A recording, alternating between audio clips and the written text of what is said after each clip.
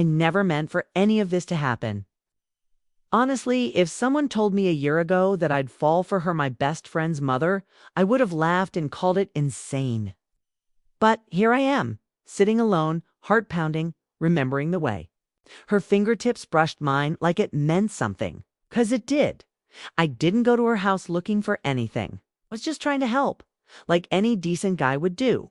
Jason, my closest friend since high school, had moved out west for work and asked me to check in on his mom back home. Said she'd been struggling since his dad died and needed a hand with stuff around the house. Probably feed you, too, he joked. She always liked you. At the time, it felt harmless. I didn't even hesitate. It was a warm afternoon in early June when I drove over. Their place still looked the same red brick, overgrown roses on the porch rail, wind chimes clinking softly in the breeze. It was weird being back, familiar and eerie, like stepping into an old memory. When she opened the door, something shifted. She wasn't just Mrs. Harris anymore, she was Claire. And Claire wasn't the woman I remembered fussing over us as teenagers. She was softer now, but somehow sharper too. Her blonde hair was tied up loosely, a few wisps clinging to her neck. She wore a worn t-shirt and jeans. Simple, but somehow ... distracting. Her smile was the same, but her eyes held something heavier. Something I hadn't seen before. "Oh my God, look at you," she said, pulling me into a hug before I could even get a word out. "You're not that skinny boy anymore." I laughed awkwardly, trying to ignore the way her body felt against mine. I figured I'd swing by, see what you needed done. "I really appreciate it," she said. "I hate asking for help, but this house, it's full of memories, full of junk, too." Her voice cracked just slightly on the word memories. I followed her inside through the living room filled with fading family photos and the scent of lavender and old wood. She led me down to the basement where boxes were stacked high, most unopened since Jason's dad passed. We spent hours sifting through them, tossing out some, laughing over others. She poured us glasses of wine after a while, saying it helped. With the emotional archaeology, as she called it, I started to notice the little things. The way she'd laugh with her whole body. The way her eyes lingered on me when she thought I wasn't looking.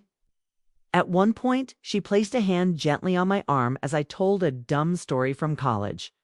It was innocent, I told myself. Just a friendly touch. But my skin burned where her fingers had been. I wanted to pull away. I didn't. I wanted to say something, anything, but my mouth stayed shut when I stood to leave. She walked me to the door and hesitated.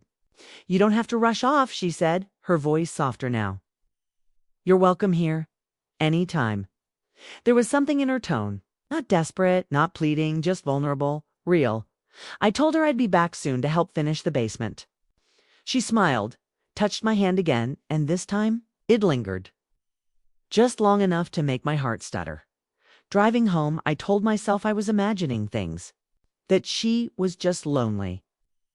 That I was reading too much into simple gestures. But deep down, I knew something had changed. Something I couldn't name yet, but could feel pulsing through me like a secret I didn't want to admit. Because the truth was I wanted to go back. Not just to help, but to see her again. Asterisk, I couldn't stop thinking about her. It was ridiculous, really, how she lingered in my mind days after I left her house. The way her fingers grazed mine, the look in her eyes. Right before I said goodbye, it looped in my head like a song I couldn't turn off. I tried distracting myself, hung out with friends, stayed longer at the gym, scrolled through dating apps without the slightest interest, but everything felt muted, flat. It wasn't even about what happened. It was about what almost did. That space between us, electric and quiet, where neither of us spoke the truth, but both of us felt it crackling underneath. I told myself I'd go back to help, to finish the job. That was it. But deep down, knew I wanted to see her again for reasons that had nothing to do with leaky pipes or dusty boxes. When I knocked on her door the second time, I half hoped she wouldn't answer. Thought I'd be forced to go home and forget all of it. But there she was, opening it with that same warm, quiet smile that undid something in me. This time she looked even more effortless, still damp from a shower, barefoot, wearing a loose tank top and soft gray joggers that shouldn't have made my pulse quicken, but did. "I wasn't sure you'd come," she said, stepping aside to let me in. I mumbled something about unfinished work, about keeping my word. She nodded like she believed me, but I saw it how her gaze lingered just a second longer than it should have. We didn't talk much at first, just worked. Side by side, sorting through old linens, knickknacks, photos of a life that once was. Every now and then our hands brushed, and every time it felt less accidental, less innocent. Eventually, we sat down on the floor, surrounded by half-open boxes and years of dust. Oh, she poured us more wine. I didn't need it, but I didn't refuse. The conversation drifted, got slower, softer. She talked about grief, how it came in waves, how the house had started to feel like a museum of someone else's life. I told her I understood, even though I didn't. Not fully, but I wanted to. I wanted to be that person she could unravel in front of. She looked at me then, really looked, and something in her expression changed, like she'd made a decision. "I'm not trying to be inappropriate," she said carefully, "but it feels good to have someone around who actually sees me." I swallowed hard. My throat was suddenly dry. "I see you," I said. 3 words, simple, but they cracked open the space between us like a lightning strike. And then she leaned. Not aggressively, not dramatically, just close enough that I could feel her breath mix with mine. And I didn't pull away. I couldn't. The moment felt inevitable, like the universe had been waiting for this. We'd finally caught up to it. When her lips touched mine, the world disappeared. There was no guilt yet, no fear, just heat. Her mouth was soft and slow, exploring like it was unfamiliar territory. My hands trembled against her waist. We broke apart after a minute, both breathless, both staring at each other like we didn't quite believe what we'd done. "I should stop," she whispered, eyes searching mine. "Should," I echoed. But I didn't move, and neither did she. That night I didn't sleep. Not with her, not with anyone. It's just me, lying in bed, staring at the ceiling, playing it over again. Her touch, her lips, the quiet way she said she felt seen. It's me wondering what the hell I just started, because this wasn't a crush anymore. It was a spark that wanted to burn. And I didn't know if I had the strength or the will to stop it. I wish I could say that was the last time. That I walked away, drew a line, and kept it clean. But I didn't. I couldn't. That kiss unraveled something in me I didn't even know was their quiet hunger. A loneliness I hadn't dared to name until she looked at me like I wasn't invisible. After that night, I kept finding reasons to go back. A broken light switch, a leaky faucet, some shelves she said she needed help organizing.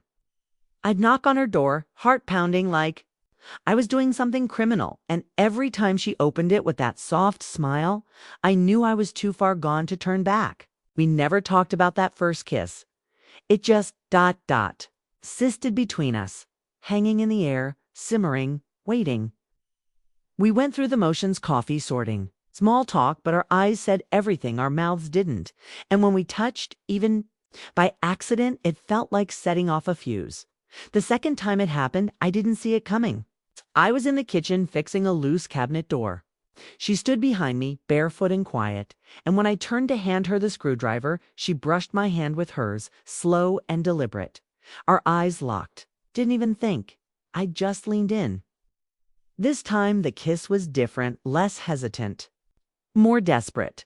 She gripped the back of my shirt like she'd been holding back for too long.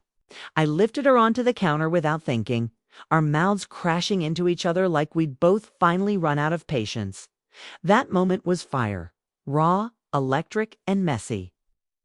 And when it ended, when we stood there breathing heavy and tangled, in each other's arms, I knew there was no going back to the way things were before.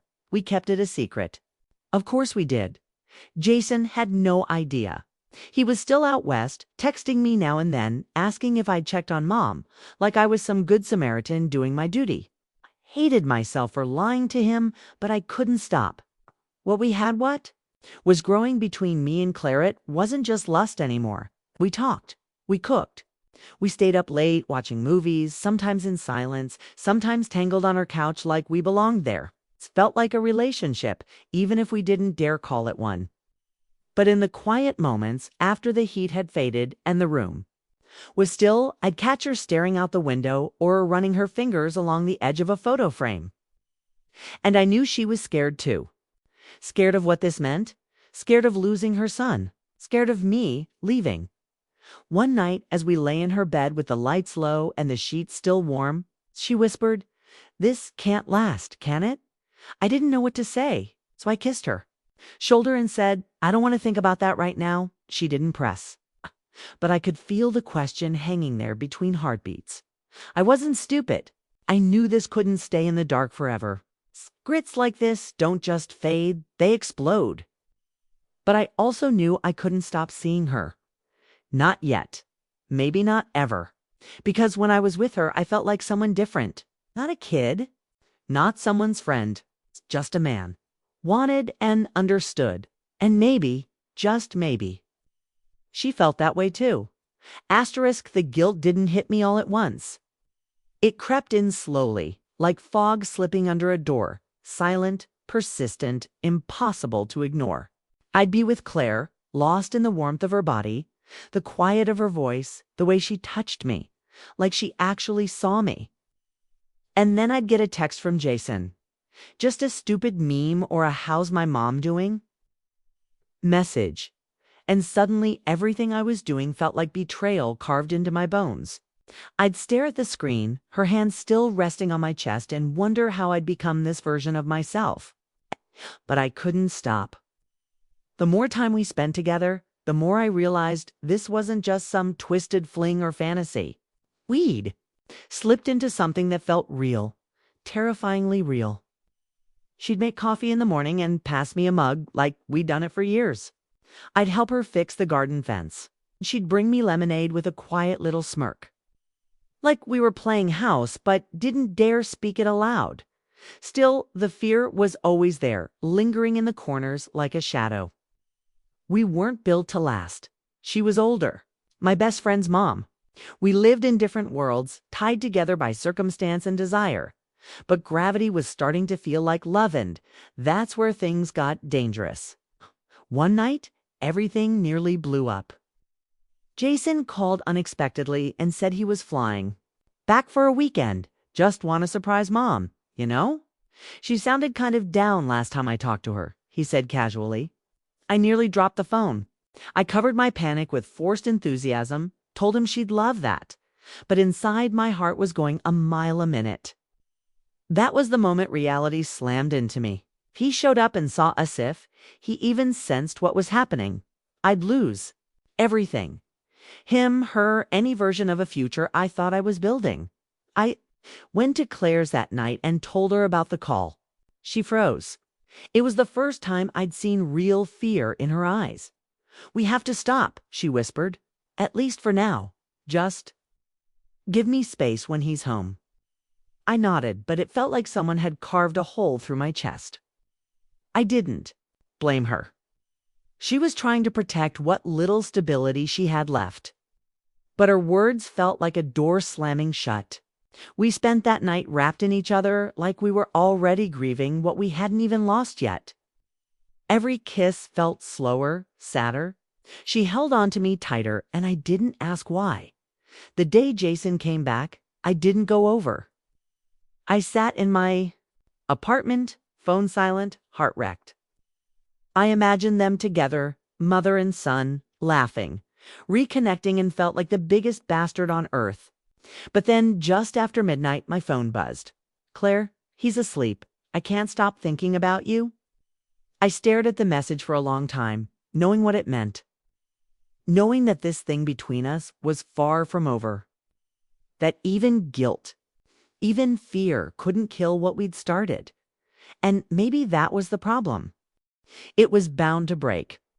I just didn't think it would be this soon. For a while, we got away with me sneaking into Claire's house late at night, like I was 17 again, slipping out before sunrise while Jason was still asleep upstairs. The rush was addicting, almost too perfect. But beneath the stolen kisses and whispered goodnights was this growing sense that everything we built was balanced on a single, wobbling lie. And then it happened the moment that cracked everything open. It was the Sunday morning after Jason's last night home. I showed up just after he left for the airport. I hadn't even knocked when the door flew open, and Claire pulled me inside with this desperate kind of relief, like she'd been holding her breath for days.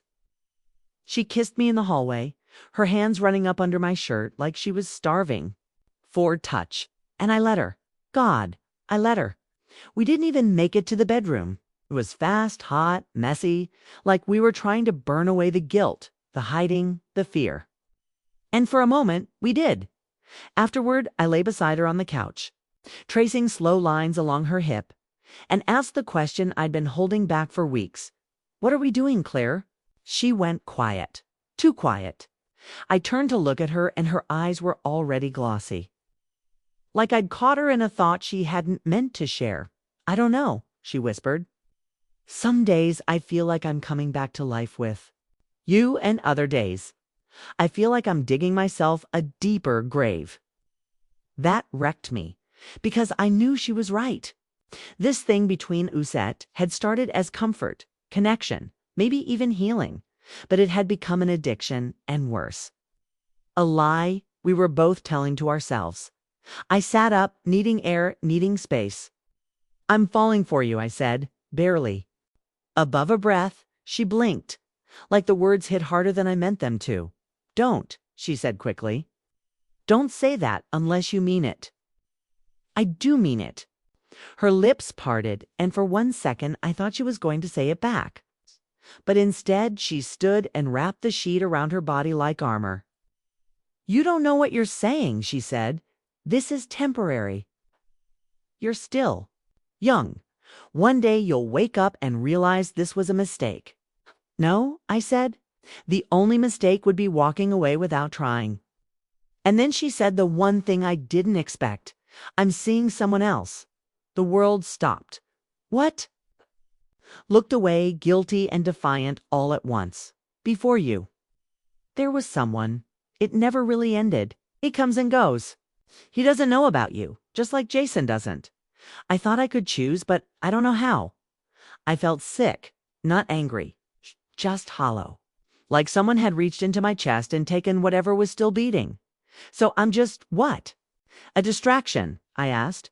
No, she said softly. You're more. That's the problem. I left without another word. No dramatic scene, no shouting.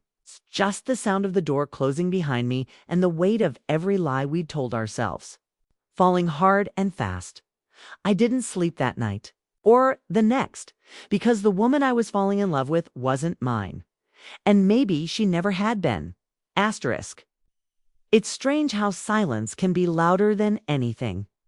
After I walked out of Claire's house, the quiet in my life felt deafening.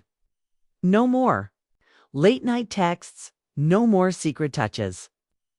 No more pretending that we were something we never had the courage to name. I should have felt relief, I guess freedom, but what I felt was grief. Heavy, confusing grief that clung to my chest and made everything else feel distant. I didn't tell Jason. What would I say? Hey man, by the way, while you were out of town, I was sleeping with your mom. No, that wasn't a story I could ever tell him. Some secrets, I realized, are too destructive to share even when they're true, especially when they're true. I threw myself into work, stayed late at the shop, ignored her messages when they started trickling in a week later. She wasn't asking me to come back, not directly, but her words were full of regret. Half-formed apologies. The kind of messages people send when they're hoping you'll do the hard part for them. But I couldn't. I wouldn't. I needed space to feel something besides shame. I needed to remember who I was before Claire, before all the lies. The thing is, she had already changed me. Loving her, if that's what it was, had torn something open in me I couldn't close again. A few weeks passed, I started seeing someone else, casually. A woman my age, uncomplicated and kind. But every time she laughed, every time she leaned her head on my shoulder, a part of me compared her to Claire. And that made me feel even worse. Like I was dragging someone new into a story that hadn't ended yet. Then came the twist. I didn't see coming. Jason invited me over one night for dinner. Said he wanted to catch up, and I figured maybe this was the universe giving me a chance to finally be honest or at least clear my conscience. I showed up with a six-pack and a knot in my stomach. But when Claire opened the door, I froze. She looked different, lighter somehow. Her hair was tied up. She was wearing a soft blue dress. And for a second, I forgot how to breathe. She smiled at me, soft, unreadable, and said, "Hi." Jason came up behind her and threw an arm around her shoulder. "Guess what?" he said, grinning. "Mom's getting married." The words hit me like a car crash. I blinked. Married. Claire nodded, her eyes never leaving mine. "It's sudden, but it feels right." Jason laughed. "It's that guy she used to date before Dad. Can you believe it? Life's weird." I laughed too, or at least I pretended to. Because what else was I supposed to do? We made it through dinner. Small talk, jokes, smiles that didn't reach our eyes. I didn't say anything real, and neither did she. But I knew, in the way her fingers trembled slightly around her wineglass, that she felt it too, this ache that wouldn't quite die. That night, as I lay in bed alone, I realized the truth I'd been avoiding since the beginning. We were never meant to last. We weren't built to survive outside of the fantasy we created. Maybe she loved me. Maybe she just needed me. But needing someone and keeping them are two very different things. I was just helping my friend's mom, but she had other intentions, and maybe so did I.